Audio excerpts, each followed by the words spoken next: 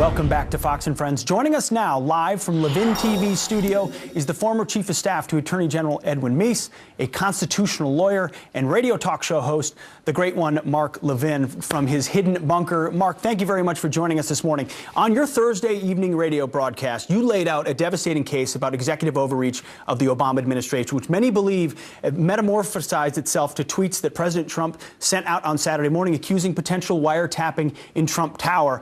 We want to give you a case here this morning to lay out what you know about it, and the evidence you have for the potential executive overreach of the Obama administration. Well, pleasure to be here. The evidence is overwhelming.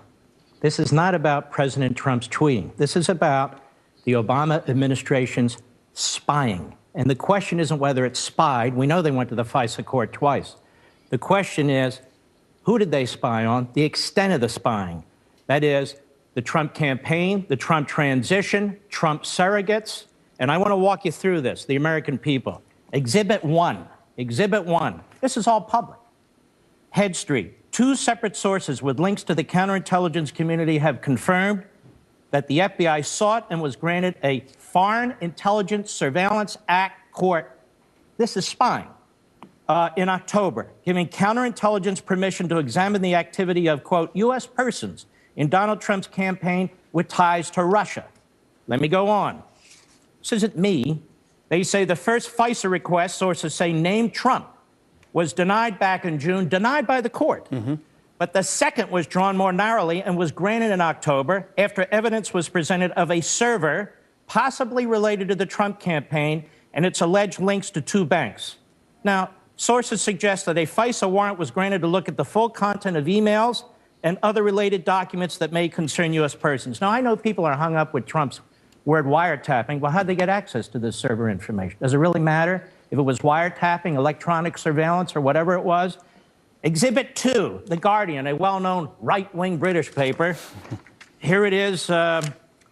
Quote, The Guardian has learned the FBI applied for a warrant from the Foreign Intelligence Surveillance Court over the summer in order to monitor 4 members of the Trump team suspected of irregular contacts with Russian officials. Keep in mind, this is during a presidential election. The sitting president, the incumbent party, is now investigating the presidential candidate of the Republican Party and his campaign to some extent. The FISA court turned down the application, asking FBI counterintelligence investigators to narrow its focus. According to one report, the FBI was finally granted a warrant in October. Exhibit 3, McClatchy, another well-known right-wing newspaper. Here they have the agencies. Headline, FBI, 5 other agencies, 5 other Obama administration agencies probe possible covert Kremlin aid to Trump. The FBI and 5 other law enforcement intelligence agencies have collaborated for months in an investigation into Russian attempts to influence the November election, including whether money from Kremlin covertly aided presidential-elect Donald Trump. 2 people familiar with the matter said the agencies involved in the inquiry are the FBI, the CIA, the NSA, the Justice Department, the Treasury Department's Financial Crimes Enforcement Network, and representatives of the Director of the National Intelligence. Are you telling me Barack Obama didn't know what was going on in 6 agencies? As you go on, hold on. Okay, keep going. I'm not done. I need to make the case because the media seems to be confused about their own reporting. New York Times, another well-known liberal outlet, intercepted Russian communications, part of inquiry into Trump associates, January 19. The FBI is leading the investigations, aided by the NSA, the CIA, Treasury Department's Financial Crimes Unit. The investigators have accelerated their efforts in recent weeks, but have found no conclusive evidence of wrongdoing. Listen to this. One official said intelligence reports based on some of the wiretap communications have been provided to the White House. This is the New York Times, another right-wing outlet. 4. Another right-wing outlet, Let's continue. New York Times again. NSA gets more latitude to share intercepted communications. In the final days of the Obama administration, the administration has expanded the power of the NSA to share globally intercepted personal communications with the government's 16 other intelligence agencies before applying privacy protections. Now, why would they do this on the way out the door? Well, March 1, Exhibit 6. Obama administration rushed to preserve intelligence of Russian election hacking. In the Obama administration's last days, listen to this, some White House officials scrambled to spread information about Russian efforts to undermine the presidential election and about possible contacts between associates of President-elect Trump and Russians across the government. I'm not done. Exhibit 7, New York Times. Flynn is said to have talked to Russians about sanctions Trump took office. Well, where'd they get this information? Well, Mark, you know, the FISA court, they're always monitoring the Russian ambassador and so. How do we know that?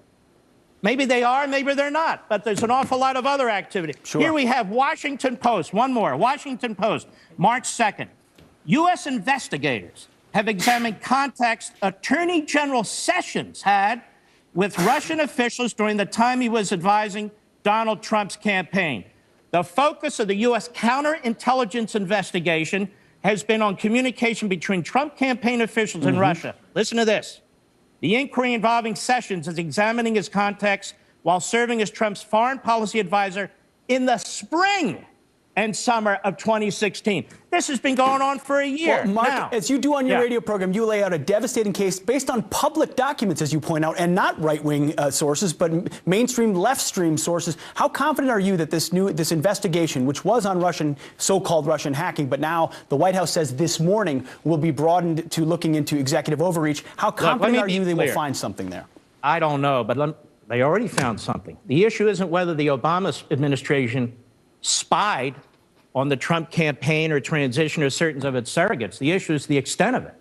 They went into court a second time. They were so aggressive. They waited 4 or 5 months. They go back in October, weeks before the general election. They narrow their request. All of a sudden, we have leaks coming out on Flynn. Then we have a horrible meeting that took place between Sessions and so forth. And I'm telling you, as a former chief of staff to an attorney general of the United States, in the Reagan administration, these are police state tactics. Now, what did Barack Obama know? He knew everything I just read to you apart from 1 or 2 articles. You know how I know? It's in the newspapers. It's right there. So Barack Obama not only knew this, but he gets a daily intelligence briefing. And let me tell you something about daily intelligence briefings. If your attorney general and your FBI is going to the FISA court to get a warrant to investigate aspects of an opposition party in the middle of a general election campaign, how much you want to bet the President of the United States knew that? I don't want to bet his you on opinion. That. Mark, we were about to hit a hard break. Is there any way you could stick around for one more minute and ask you one more question on this?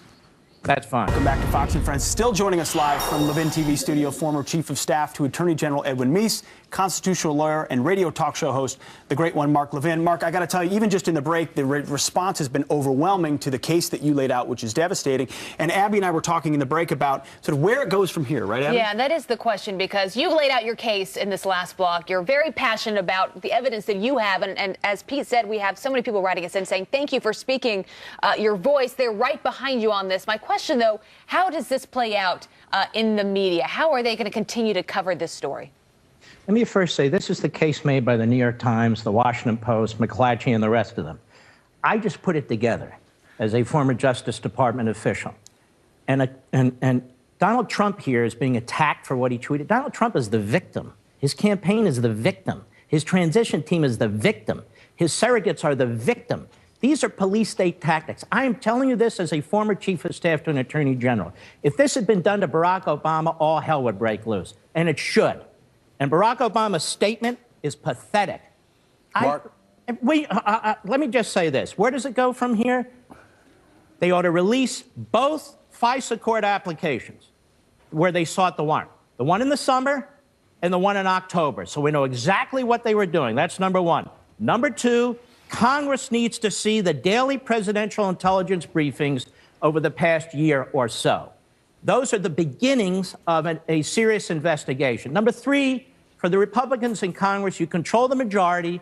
If the Democrats do not want to assist, and they won't, because I'm starting to think Chuck Schumer and the others are participating in all this cover-up activity, then plow ahead without them. But this is important to the country. We cannot have a sitting presidential administration unleashing 6 federal agencies, intelligence and law enforcement. I don't mean the president personally sitting there and saying, you know what, Valerie, let's go get him.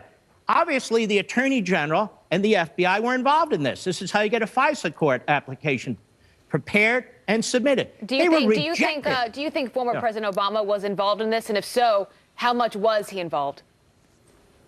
I'm not Nostradamus here. I just think that we ought to find out. But I will tell you this. He's more involved than he says. I mean, it's his executive branch. It's his Justice Department. Mine's been the IRS. All of a sudden, the IRS is targeting American citizens. I don't know anything about it. We have reporters, including James Rose in the AP, where the Obama administration did more investigations of reporters than any administration in American history. They're quite capable of these things. But it doesn't matter.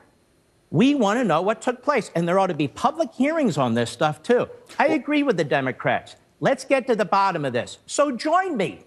Join us. This is the public record. Yeah. It's the newspaper of record, the New York Times. Let's go. Mark, there's another aspect of this. When you mentioned Chuck Schumer a moment ago, he's been trying to block as many Trump nominations as he can and slow the process. And we had J. Christian Adams, a former Justice Department official you probably know well, on a couple of hours ago. And he was pointing to something very important here, which is now that Jeff Sessions has recused himself, the person in charge here is going to be a career bureaucrat. There'll be career bureaucrats. He said the swamp won because you have people inside justice, some maybe who have been trying to undermine President Trump, who are now in charge of this investigation. And the chances of Chuck Schumer and the Democrats in the Senate confirming the nomination of the Deputy Attorney General, a Trump loyalist, now seems nil. So they have seized control of this investigation, haven't they? They not only did that, they have squirreled their appointees into the bureaucracy, and they're buying more and more time to do that. Okay, then recess appoint a Deputy Attorney General. Do that. Say, okay, I'm recessing appointing so-and-so as Deputy Attorney General of the United States. And then, because Attorney General Sessions recused himself from matters affecting the Russian investigation and so forth, then the Deputy Attorney General who is recessed appointed is the acting Attorney General for the purposes of an investigation related to this. So Christian is right. He served as justice in the Civil Rights Division. I'm right. I served as chief of staff. I know exactly what's going on. He knows exactly what's going on. And the administration needs to respond. Well, Mark, you laid out a devastating case. We know now why they call you the Great One. Ladies and gentlemen, Mark Levin, thanks for joining Fox and Friends this morning.